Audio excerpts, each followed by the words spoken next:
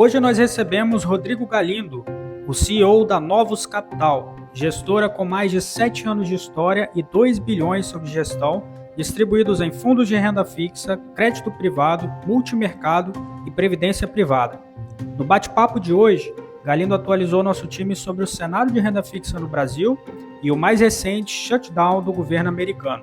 Cara, o shutdown ele acontece com bastante frequência, né?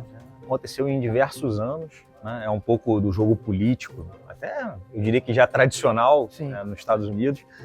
No final das contas, de forma prática, algumas praças, museus, né, entidades públicas, elas fecham, né? Pode ter algum delay ali de apuração de dados econômicos, né? A postergação deles, mas normalmente a pressão vai aumentando conforme o tempo vai se prolongando. Sim. Né? Mas a articulação política vai trabalhando e acaba se resolvendo. Em termos de impacto de mercado, é quase que sempre não muito relevante. Só faz preço no curto prazo, né? Ele traz um pouco isso, o delay aí de alguns números econômicos, principalmente a poluição da série de dados, né, por não ter apuração, mas depois acaba se diluindo no tempo e tendo um impacto limitado. Também foi pauta da nossa conversa o chamado spread de crédito, rentabilidade adicional que os investidores exigem para aplicar em títulos de dívida com nível de risco. Na prática, uma elevação desse spread pode impactar negativamente nas cotas dos fundos de crédito privado. Entenda como a gestora está se posicionando para esse eventual cenário. Sobre a abertura de spread de crédito, assim, realmente, nos últimos 15 dias, a gente tiveram alguns cases de empresas, né, que trouxeram um pouco mais de estresse para o mercado de crédito. Né? Foi o case da Ambipar, Braskem, né? A gente falou também um pouquinho hoje na reunião aqui sobre Raizen, né, que acho que ainda não veio muita coisa para preço, mas é uma possibilidade de estresse aí à frente. A gente está com um posicionamento mais defensivo, tá? Então a gente aumentou a parcela de caixa, como você falou, e aí eu acho que tem que ter um fundo que tem tamanho para ter esse ativismo, né, de aproveitar, se por acaso tiver uma abertura de spread, a gente poder aproveitar, né, para estar alocando esse caixa, né, a preços melhores, né?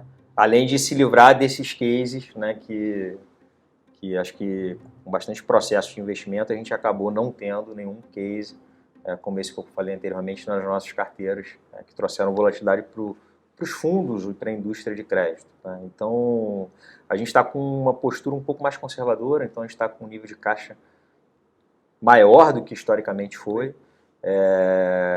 e a gente também deu uma encurtada no duration dos papéis, então está com um duration mais curto também do que é a nossa média histórica, né? Então, observando um pouco, a gente também teve um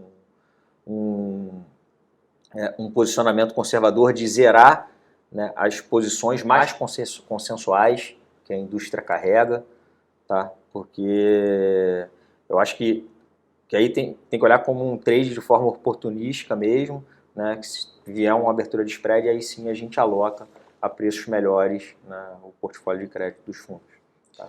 Rodrigo, aproveitando o assunto sobre renda fixa, os spreads de crédito, eu queria que você comentasse um pouco, até algo que a gente falou ali no bate-papo, sobre essa dinâmica de o fundo isento redeado e o fundo isento com componente de juro ativo, macro, em que vocês têm mais ferramentas para poder buscar retorno para o fundo, principalmente num cenário como agora de spreads amassados, ou seja, a gente não deve ter mais fechamento de spread de crédito, talvez assimetria até para uma abertura, e como que o juro ativo ele opera nesse ambiente?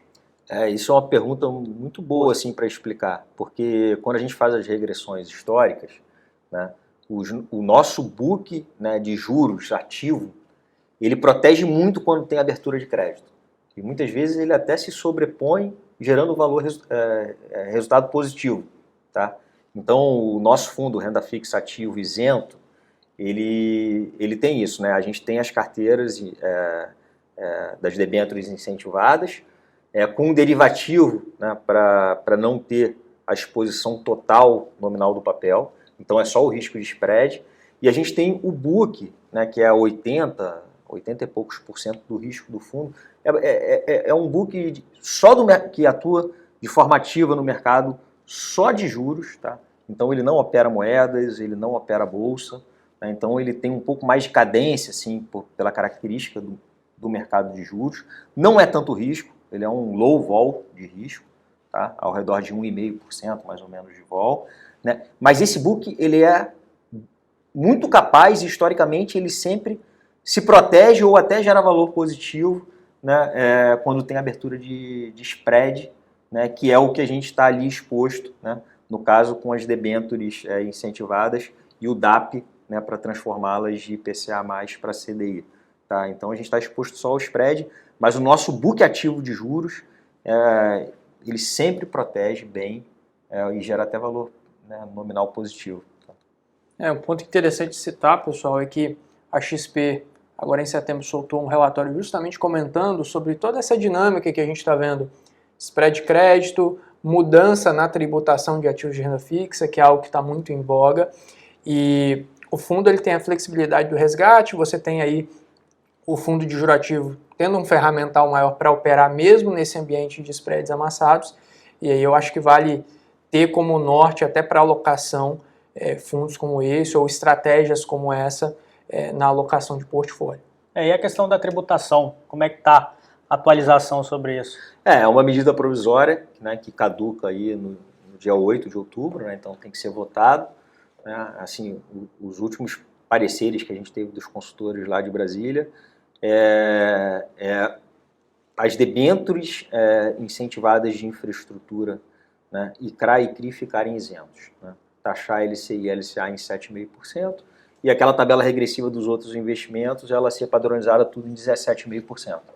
Isso acho que é bastante interessante, assim, até para alocação em fundo, né, porque esse benefício da isenção, esse instrumento da isenção, né, ele é muito benéfico, né, e as LCIs e LCAs vão perder competitividade frente a isso, né. Então eu acho que é mais um plus aí a favor desse tipo de fundo, né, que a gente lançou aí tem mais de um ano, tem 13 meses, e eu acho que vai entrar em destaque aí, né, o patrimônio tem crescido, tem captado tudo de um pouco, mas eu acho que conforme, né, os participantes do mercado forem entendendo o que é um mandato, né, eles vão vendo o benefício disso num prazo mais longo, né. Então eu acho que a gente está bem animado, assim, e está indo bastante para a rua para explicar o que é o produto. Essa MP, inclusive, foi até responsável pelo grande fechamento de spread das debêntures incentivadas, né? Foi, porque teve uma certa corrida, né? Porque tinha a data lá do final do ano. Isso deve aliviar agora, então, né? Acho que sim. Eu acho que foi um pleito, assim, das empresas, né? Muitas empresas de infraestrutura falaram, mas a gente levou determinadas concessões, né? Que são com duration muito longo, né? Uma concessão de infraestrutura normalmente são 30 anos, né? E a gente tinha na conta esse benefício da isenção. Como é que vai mudar a regra do jogo depois da gente já ter levado alguns leilões? Sim. Então, isso acho que foi... No final das contas, assim, se parar para pensar num escopo mais histórico, né, antigamente o BNDES dava essas linhas de financiamento, né? Como o BNDES foi perdendo um pouco de protagonismo nisso, né, vieram esses instrumentos que são muito importantes para o país. Não tem como o país não investir em infraestrutura, um país como o Brasil, que ainda tem muito a se desenvolver. Então, faz muito sentido não taxar, né, esse tipo de debênture de infraestrutura. Tá? Eu acho que é um pleito válido e aí, obviamente, aí nos últimos anos, né, a indústria de fundos veio se desenvolvendo e trazendo produtos que conseguem levar para o investidor esse benefício. Né? E aí, falando um pouco até sobre cenário macro, né, você deu uma pincelada para a turma, vocês têm uma visão um pouco mais construtiva do que a média do mercado. Na Novos, vocês também têm os fundos multimercados. Como que estão vendo hoje conjuntura de cenário internacional, local e, principalmente, né, o que tem sido posição dentro dos fundos? Eu acho que do lado externo, a gente veio com um cenário muito positivo para mercados emergentes, né, e que bateu, né, de uma forma muito parecida, né, nessa alocação global que teve para emergente. E o Brasil, por ter um percentual, né, 4, 5% dessa classe, ele acabou de uma forma muito passiva, né, teve alocação de investidores estrangeiros vindo para o país, né, mas foi muito parecido com quase todos os outros países emergentes, de América Latina ou de fora da América Latina. Tá? Então, eu acho que o componente global ele foi muito preponderante do que as questões locais, né?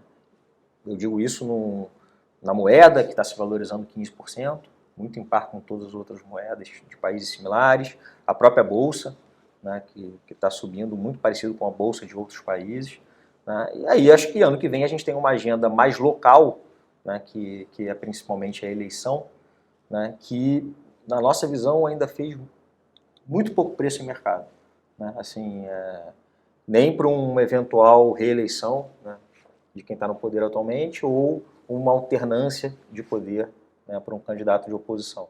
Bom, a gente vai ficando por aqui. Se você ainda não é inscrito no canal, inscreva-se e deixe suas dúvidas nos comentários. Até a próxima.